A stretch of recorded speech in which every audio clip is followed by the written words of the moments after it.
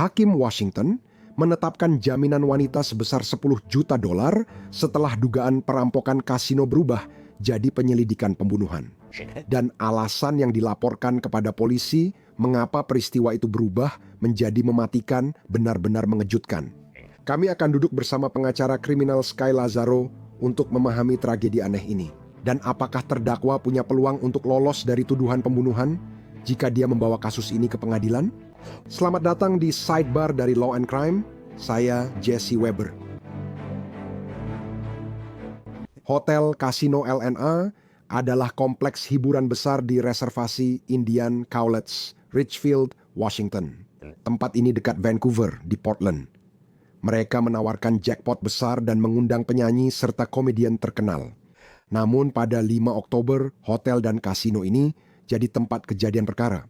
Polisi suku Cowlitz dipanggil ketika staf hotel menemukan seorang pria tewas di kamar hotel lantai 10. Sekarang, polisi hanya mengidentifikasinya dengan nama Arslan. Mereka memberitahu media lokal bahwa pria 38 tahun itu hanya punya satu nama di SIM Washington-nya. Sekarang saya akan beritahu apa yang kami dapatkan. Sebuah affidavit, kemungkinan penyebab sepanjang 20 halaman yang memuat jauh lebih banyak detail. Dokumen menyatakan polisi mewawancarai saksi, meninjau rekaman closed circuit television, dan memperoleh pesan teks yang semuanya mengarah pada Raylon Marie Benzie, 34 tahun dari Battleground, Washington, yang berada di lokasi. Dan menurut para penyelidik, Benzie terlihat di kamera masuk ke kamar hotel Arslan pada pagi hari tanggal 4 Oktober. Ini adalah sehari sebelum jasadnya ditemukan. Sekarang, rupanya dia berada di dalam selama sekitar 1 jam, lalu pergi sendirian, tapi diduga dia kembali lagi beberapa saat kemudian bersama pria lain. Keduanya masuk ke kamar, berada di sana kurang dari 10 menit, lalu pergi. Pernyataan penyebab menyebut saat polisi pertama mewawancarai Benzie, dia menyangkal terlibat dalam kematian Arslan dan berkata, tidak. Dia mendengkur, dia sedang tidur. Itu aneh banget, itu tidak masuk akal, dia mendengkur. Sekarang, Benzie mengatakan pada polisi bahwa ia bertemu Arslan pada September dan sepakat Arslan akan menyerahkan kemenangan kasinonya ke Benzie jika mau berhubungan seks. Oke, jadi kesepakatan ini. Namun pada 4 Oktober, Arslan dilaporkan memberi Benzie $1.280 di kamarnya. Namun menurut apa yang tampaknya dikatakan Benzie kepada polisi, dia dan Arslan sebenarnya tidak berhubungan seks. Saat ditanya, petugas apakah merasa bersalah karena melanggar janji tapi tetap mengambil uang, dia katanya tidak karena merasa Arslan tidak menghormatinya. Ini menurut surat pernyataan. Dia juga mengatakan kepada penyidik bahwa dia melihat uang berwarna hijau di dompet Arslan. Saat polisi menggeledah kamar hotel pada 5 Oktober, menurut surat pernyataan, dompet Arslan sudah kosong. Saya melaksanakan penggeledahan di kamar Arslan pada pukul 10.30 15 Oktober 2025 dan mengumpulkan barang bukti, termasuk cairan dari gelas di atas meja dekat tempat tidur. Saya juga melihat berangkas dalam keadaan terbuka dan melihat sebuah kantong barang berharga kecil dengan tali hijau di dalam berangkas tersebut. Kantong barang berharga itu kosong. Saya melihat dompet Arslan juga kosong. Saya sudah memastikan Arslan menerima 2 kunci, tapi hanya menemukan 1 di kamar. Saya yakin kunci kedua masih dipegang Benzie. Saya juga melihat tidak ada bukti narkoba di kamar. Jadi, penyidik yang datang ke kamar Arslan mencatat posisi aneh Arslan di atas tempat tidur. Kutipan, saya melihat Arslan sudah meninggal di atas tempat tidur. Kakinya terentang dan bersilang di pergelangan kaki. Kedua lengannya bersilang di dada dan tangannya menggenggam sebuah ponsel. Arslan mengenakan celana jeans dengan sabuk. Label di dalam garis sabuk kiri depan menarik perhatian saya karena mencuat. Hal ini mencurigakan bagi saya karena kebanyakan orang mengenakan celana dari samping, bukan dari depan, menggunakan tenaga untuk menarik label keluar, lalu membiarkannya tetap keluar. Saya melihat ujung celananya di sekitar tumit, tapi kakinya tidak masuk sepenuhnya, sehingga mencurigakan. Berdasarkan surat pernyataan, pemeriksa medis sepakat dengan penyidik bahwa ini kematian mencurigakan. Bagaimana situasi yang awalnya tampak seperti pekerjaan seks berubah jadi dugaan perampokan, lalu menyebabkan Arslan tewas dan Raylon Benzi dipenjara dengan jaminan 10 juta dolar? Oke, untuk membahas hal ini, saya ingin mengundang pengacara pembela kriminal Sky Lazaro. Sky, senang sekali bisa bertemu denganmu. Terima kasih sudah meluangkan waktu. Salah satu aspek menarik dari kasus ini, selain betapa menyedihkan dan mengganggunya, adalah semuanya terjadi di tempat yang sangat umum. Benar begitu? Kasino adalah salah satu tempat paling diawasi di dunia dengan kamera di mana-mana. Menurut saya, dari sudut investigasi dan penuntut, tapi saya juga ingin tahu dari sudut pembela, apakah itu sudah cukup? Maksud saya, jika mereka mengawasi tersangka ini lewat kamera dari sudut pandang pembela, seburuk apa sih rekaman video itu? Bagaimana menghadapi hal seperti itu? Setiap kali ada rekaman video pengawasan apalagi di tempat seperti kasino, karena mereka bisa mendokumentasikan setiap gerakan yang dia lakukan di dalam kasino, baik di dalam maupun di luar lift. Kamu tahu deh, tentu saja sudah di dalam kamar, tapi mereka akan bisa memberi cap waktu pada setiap momen ketika dia bersama dia sepanjang malam itu dan saat dia kembali. Menurutku itu membuat cukup sulit untuk mengatakan aku tidak ada di sana atau itu terjadi saat aku tidak ada di sana. Menurutku jika mereka bisa pastikan waktu kematian dari sisi pembelaan jadi sulit melawan. Kamu ada harus mencari teori lain tentang itu adalah kecelakaan. Maksudku, kamu tahu, aku tidak tahu, tapi... Dan lihat, pengacara pembela yang baik pasti akan berkata kepada kliennya, jangan bicara dengan polisi tanpa kehadiran pengacara. Tapi, lupakan itu dulu. Apa pendapatmu soal beberapa pernyataan awal Benzi yang diduga ditujukan ke polisi? Cukup merugikan untuknya. Menurutku dia membuat beberapa pengakuan yang cukup memberatkan. Jika tidak ada cara untuk mengesampingkan pernyataan-pernyataan itu atau masalah Miranda, paksaan atau hal lain, menurutku beberapa pernyataan itu akan sulit diabaikan. Menurutku banyak kasus, kita semua berharap klien kita tidak bicara karena beberapa bukti terburuk yang pernah kita miliki adalah kata-kata klien itu sendiri dan itu sangat sulit untuk dikeluarkan dari pengadilan. Aku ingin membahas lebih banyak bukti ini. Polisi dapat menyusun garis waktu lebih lengkap setelah mendapatkan bukti-bukti itu. Kita membahas dugaan ucapan terdakwa saat menerima pesan Benzi dan mereka bisa bicara dengan orang yang mengenal Benzi. Jadi ada seorang wanita yang kabarnya baru saja bertemu dengannya, bertemu Benzi dan menurut surat pernyataan mengatakan kepada detektif, kutip, cara dia bereaksi, saya pikir dia melakukan sesuatu yang menyebabkan pria ini kehilangan nyawanya. Polisi juga mengidentifikasi pria yang terlihat masuk ke kamar Arslan bersama Benzi, tampaknya setelah Arslan sudah meninggal, sebagai saksi kunci. Surat pernyataan menyatakan pria itu mengatakan kepada mereka, kutip, dia membuat pernyataan, dia membius orang ini, dan bahwa dia mungkin overdosis dan dia mungkin akan mati. Seorang pria lain mengatakan pada penyidik bahwa Benzi mengaku memasukkan fentanyl ke minuman Arslan, dan Arslan tak sadarkan diri serta tak bisa dibangunkan. Jadi, menurut saksi ini, Benzi diduga mengatakan kepadanya bahwa biasanya dia menggunakan gamma hydroxybutyrate atau obat-obatan lain yang disebut sebagai obat pemerkosaan pada pria, tetapi tampaknya dia lupa membawanya, jadi dia memutuskan untuk menggunakan fentanyl sebagai gantinya. Sekarang Sky, jika itu benar, itu agak sesuai dengan beberapa bukti lain yang kita lihat di sini, terutama rekaman kamera pengawas. Tapi saya akan bertanya padamu, itu adalah pernyataan yang berpotensi sangat memberatkan yang dibuat atau diduga dibuat oleh terdakwa. Seberapa buruk pernyataan itu bagi pembelaan? Bisakah pernyataan itu dicegah agar tidak masuk ke persidangan dan juri tidak mendengarnya?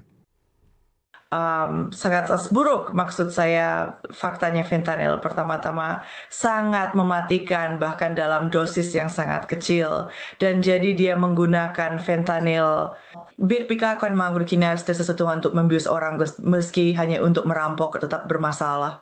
Maksud saya dia sudah pergi ke sana untuk diduga melakukan tindak kejahatan lalu dia memberinya terlalu banyak dan akhirnya dia meninggal. Jadi di sini kamu punya dua lapisan aktivitas kriminal di mana setidaknya ada pembunuhan karena tindak kejahatan bahkan jika tidak ada niat untuk benar-benar membunuhnya selama kejadian ini kan. Pernyataan-pernyataan ini sulit untuk dikesampingkan karena itu adalah pernyataan dari terdakwa. Pernyataan terdakwa hampir selalu akan masuk ke dalam persidangan, baik itu yang diucapkan pesan teks Kamu tahu email. Kami selalu berusaha untuk menyingkirkan pernyataan-pernyataan ini, mencoba agar tidak dimasukkan dengan menggunakan aturan hearsay atau hearsay ganda. Tapi pada akhirnya sebagian besar waktu pernyataan terdakwa bisa digunakan melawan mereka di pengadilan.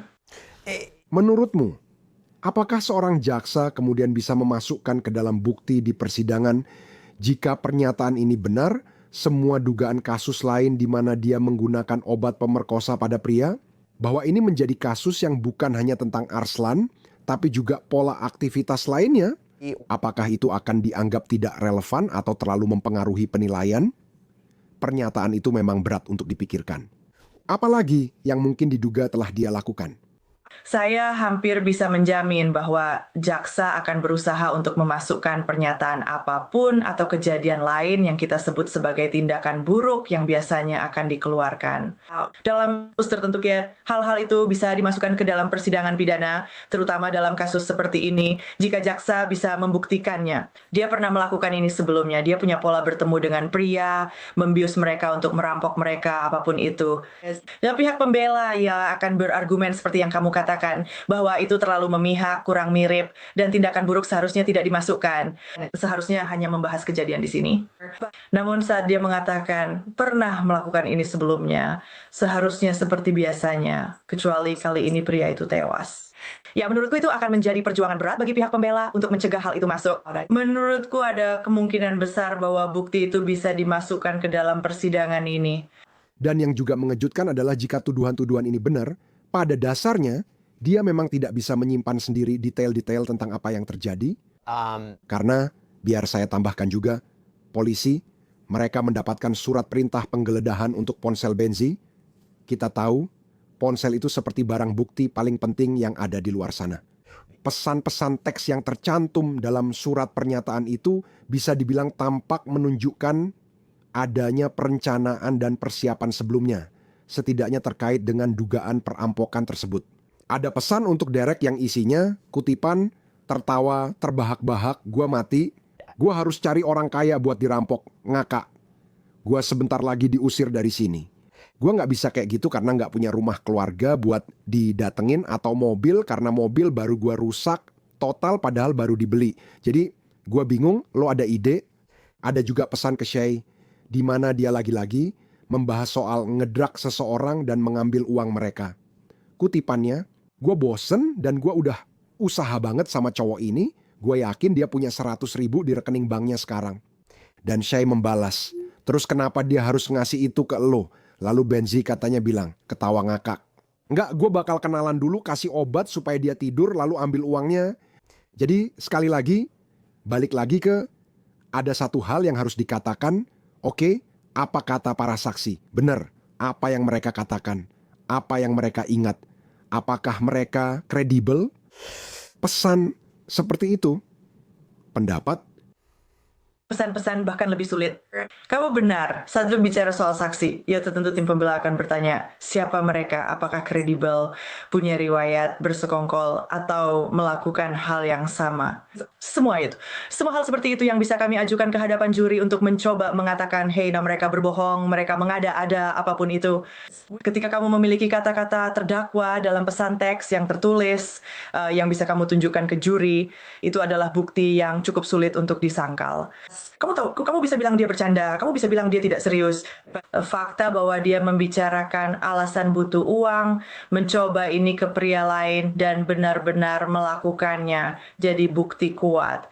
Apalagi jika ada pesan teks darinya yang keasliannya bisa dibuktikan. Menurutku, juri akan melihat hal itu lebih menguntungkan negara, bukan terdakwa. Aku masih punya untukmu. Ada pesan teks atau percakapan Benzi dengan pria lain yang juga disebut dalam pernyataan alasan kemungkinan ini.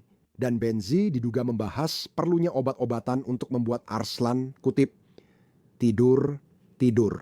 Dia tampaknya mengatakan bahwa dia berencana memberikan 200 mg Valium kepadanya. Tapi aku akan bilang, sekitar waktu Arslan meninggal, pesan-pesan Benzi mulai semakin panik dan gelisah. Dengan dia dilaporkan mengirim pesan seperti, ya Tuhan, telepon aku. Tanda seru. Sayang telepon aku benar-benar panik. Tanda seru, tanda seru, tanda seru. Semuanya berjalan salah. Tanda seru, tanda seru, tanda seru. Kemudian dia tampak mengirim pesan ke pria bernama Alfonso dengan pesan yang seluruhnya huruf kapital. Aku panik dan melakukan sesuatu yang bodoh. Aku harus keluar dari sini, tolong. Dan juga, aku bisa pergi untuk waktu yang sangat lama, waktu yang sangat sialan, dan aku hanya perlu keluar dari sini. Sekarang, meskipun dia tampak gelisah dan ketakutan, rekaman video pengawasan ini mengonfirmasi bahwa pada saat ini, Benzi naik ke kamar, berada di sana selama beberapa menit, ketika Alfonso mengirim pesan bahwa dia sedang dalam perjalanan untuk menjemputnya. Benzi dilaporkan membalas bahwa dia, kutip, sedang di kamar mencari uang tunai. Sekarang, Sky, meski harus bersaksi jika kasus ini benar-benar ke persidangan, saya sulit menemukan cara baginya menjelaskan ini, selain dugaan bahwa dia melakukan kejahatan. Saya cenderung setuju denganmu. Saya rasa ini mungkin kasus di mana dia tidak bisa bersaksi. Karena ada apapun yang bisa kamu sembunyikan jika kamu memintanya bersaksi, kemungkinan besar akan terungkap. Dan saya tidak tahu aku sudah penjelasan yang baik ya untuk ini. Sekarang saya akan mengatakan ini.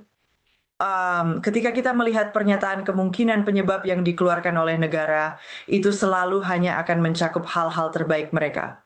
Jadi kita tidak tahu apa lagi yang ada di dalam penemuan yang mungkin lebih menguntungkan baginya, atau mungkin menempatkan segala sesuatu dalam konteks yang berbeda, dan hal-hal seperti itu. Tapi dengan mengambil apa yang kita ketahui dari pernyataan kemungkinan penyebab, cara negara menyajikannya, pesan-pesan teks ini akan sangat sulit baginya untuk dijelaskan, dan juga sulit bagi tim pembelanya untuk menjelaskannya.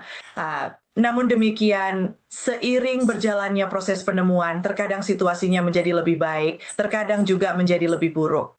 Baik, mari kita juga bicarakan tentang bukti lainnya. Menurut dokumen pengadilan, laporan toksikologi Arslan menunjukkan ada fentanyl di tubuhnya. Itu satu-satunya obat yang terbukti mereka temukan.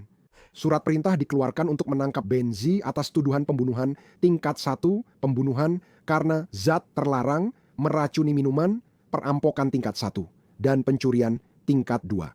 Dan menurut laporan tambahan yang disertakan dengan pernyataan kemungkinan penyebab, Benzi ditangkap pada Halloween di Vancouver. Ini adalah saat polisi menghubungkannya dengan mobil yang telah dicuri beberapa minggu sebelumnya. Hal itu membuat dia juga didakwa dengan kepemilikan kendaraan curian. Pada 4 November, menurut KATU, hakim menaikkan jaminan Benzi jadi $10 juta. Sky, apakah kamu terkejut dengan angka itu? Jujur, aku kaget dia masih dapat uang jaminan. Di Utah, kasus seperti ini tidak ada uang jaminan. Setiap negara bagian aturannya berbeda. Aku heran dengan uang jaminan $10 juta itu. Menurutku itu tuh sama saja seperti hakim menahannya tanpa jaminan karena jumlahnya sangat tinggi, meski dia bisa membayar lewat penjamin. Jumlah itu mungkin jauh melebihi apapun yang bisa dia penuhi. Tapi dia tidak membantu dirinya sendiri, keadaannya makin buruk, kan? Selain diduga melakukan kejahatan ini, dia juga punya mobil curian dan ditangkap di dalamnya. Sekarang dia melakukan kejahatan lain di yurisdiksi berbeda. Jadi aku tidak heran dengan jumlah jaminannya. Aku cukup kaget dia masih dapat jaminan. Perampokan tingkat pertama dan pencurian tingkat kedua tampak lebih sederhana. Tapi adakah cara, misal soal pembunuhan tingkat pertama atau karena zat terlarang seperti meracuni minuman? Aku nggak tahu apa ada cara menguranginya. Apakah dia bisa bernegosiasi? Mari kita bahas dari sudut hukum dan pembelaan. Jika dia membawanya ke pengadilan, apakah ada cara untuk meyakinkan juri bahwa unsur-unsur itu tidak terpenuhi? Atau apakah itu akan sangat sulit baginya? Ya, itu mungkin saja. Dan menurutku sebenarnya kamu tahu, untuk pembunuhan tingkat pertama mens rea atau niat yang harus dibuktikan oleh negara dalam pembunuhan tingkat pertama adalah dengan sengaja dan sadar. Atau bahwa dia merencanakannya. Menurutku bahkan pesan teks dan komunikasinya kepada orang-orang menunjukkan ya, dia pergi ke sana dengan niat untuk merampoknya, tapi bukan dengan niat untuk membunuhnya. Jadi menurutku ada cara untuk berargumen kepada juri atau kepada negara. Menurutku ini adalah kasus yang sebenarnya lebih baik diselesaikan tanpa harus ke pengadilan. Aku tidak yakin ini adalah kasus yang ingin kamu bawa ke hadapan juri. Hanya karena pesan-pesan yang ada di luar sana dan betapa merusaknya pesan-pesan itu. Tapi menurutku kamu memang harus mencoba menyelesaikan kasus ini dengan sesuatu yang lebih ringan, sesuatu seperti pola pikir sembrono, di mana itu terjadi secara tidak sengaja. Dia memang ingin membius untuk merampok, tapi tidak berniat membunuh. Kamu bisa menurunkannya menjadi pembunuhan tanpa rencana, sehingga unsur kesengajaan berkurang dan tingkatannya bisa turun beberapa derajat, yang mungkin akan mengurangi lama waktu dia harus ditahan dalam kasus ini.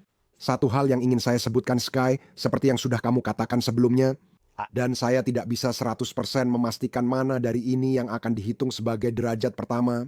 Tapi di bawah hukum Washington, dikatakan bahwa pembunuhan derajat pertama bisa berarti beberapa hal yang berbeda. Seseorang bisa dinyatakan bersalah atas pembunuhan derajat pertama ketika dengan niat yang sudah direncanakan untuk menyebabkan kematian orang lain, dia menyebabkan kematian orang tersebut ataupun orang ketiga. Mungkin kamu benar, mungkin tidak ada niat membunuh atau hanya menunjukkan ketidakpedulian ekstrim pada nyawa manusia. Dia melakukan tindakan yang menciptakan risiko kematian yang serius bagi siapapun dan dengan demikian menyebabkan kematian seseorang. Itu bisa menjadi masalah jika misalnya kamu berniat memberikan obat yang sangat berbahaya seperti fentanyl kan, dan seseorang meninggal. Atau ini yang lain, dia melakukan atau mencoba perampokan lalu ada hal lain yang sebenarnya kurang relevan. Lalu selama atau dalam rangka melakukan kejahatan tersebut atau saat melarikan diri segera setelahnya, dia menyebabkan kematian seseorang selain salah satu peserta.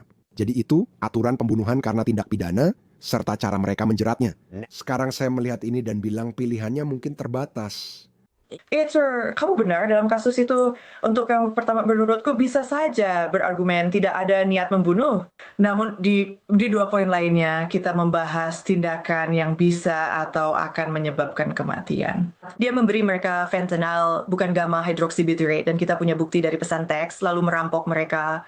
Menurutku negara bagian punya beberapa cara untuk bisa menjeratnya dengan dakwaan pembunuhan tingkat pertama. Ini mungkin memang kasus di mana jika kamu adalah pihak pembela, kamu hanya bisa berusaha semaksimal mungkin untuk meringankan hukuman agar bisa mendapatkan kesepakatan tanpa harus sampai ke persidangan. Ya, jadi dia dijadwalkan untuk hadir di pengadilan pada bulan Januari. Apa yang bisa kita harapkan selanjutnya? Menurutmu, apakah jaksa akan terbuka untuk semacam kesepakatan pembelaan di sini? Atau mereka merasa sudah punya bukti kuat untuk menjeratmu? Kamu tahu, kalau kamu mau mengaku bersalah, kamu harus mengaku bersalah atas semuanya. Itu akan sangat bergantung pada beberapa faktor ya, dan salah satunya juga adalah keluarga korban. Ya, kamu tahu seberapa jauh mereka ingin menjalani proses litigasi pra-persidangan atau persidangan dalam kasus ini. Mereka memang bukan penentu akhir, tapi menurutku jaksa akan bekerja sama dengan keluarga untuk mendengar pendapat, keinginan, dan masukan mereka dalam kasus seperti ini. Jika mereka bilang selesaikan saja karena tak ingin terlibat lebih jauh, mereka mungkin lebih mudah menawarkan kesepakatan. Mereka punya banyak dakwaan untuk menjeratnya yang bisa berujung hukuman penjara lama. Menurut saya dia tidak akan bisa lolos kali ini. Tapi saya memang berpikir ada cara agar kasus ini bisa diselesaikan jika negara memang berniat begitu. Kamu benar, mereka mungkin bilang ini keterlaluan. Dia pernah melakukan ini sebelumnya, ini memang pola perilaku. Dia beruntung tak ada yang meninggal. Kami pun tak akan mundur soal ini. Kasus yang luar biasa, kasus yang luar biasa. Baik, mari kita lihat kemana ini menuju. Terima kasih Scott Lazaro sudah meluangkan waktu. Saya sangat menghargai. Terima kasih sudah mengundang saya. Dan itu saja yang bisa kami sampaikan untuk Anda saat ini di Seed Bar.